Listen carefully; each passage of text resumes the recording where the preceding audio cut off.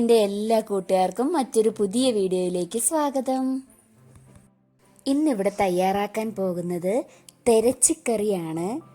അപ്പോൾ വളരെ രുചികരമായിട്ട് ഈ തെരച്ചിക്കറി നമുക്ക് എങ്ങനെ ഉണ്ടാക്കാമെന്ന് നോക്കാം.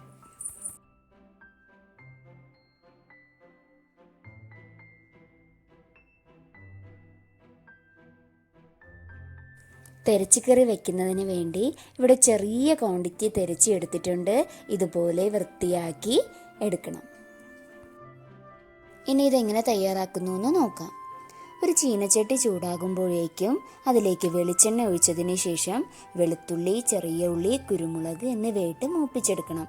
ഇവിടെ ഒരു 5 അല്ലി വെളുത്തുള്ളിയും ഒരു 2 കഷ്ണം ചെറിയ ഉള്ളിയും ഒരു ചെറിയ പിടി കുരുമുളകും ഇട്ട് മൂപ്പിച്ചെടുക്കണം.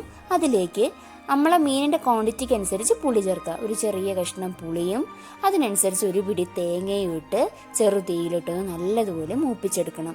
നമുക്ക് എത്രത്തോളം മീനുണ്ടോ ആ ക്വാണ്ടിറ്റിക്ക് അനുസരിച്ച് നമുക്കിതെല്ലാം കൂട്ടാം. ഇവിടെ ഒരു ചെറിയ ക്വാണ്ടിറ്റി എടുത്തിട്ടുള്ളൂ. അപ്പോൾ ഈ ഒരു കളർ ആവുന്നത് വരെ നല്ലതുപോലെ ചെറുതീയിലിട്ടൊന്ന് മൂപ്പിച്ചെടുക്കണം.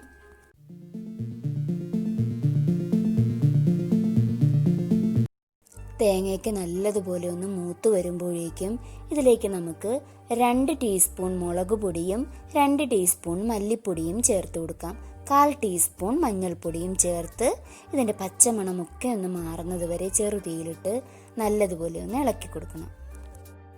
ഈ തേങ്ങ നല്ലതുപോലെ തണുത്ത് വരുമ്പം ഇതുപോലെ മിക്സിയിലിട്ട് അരച്ചെടുക്കണം.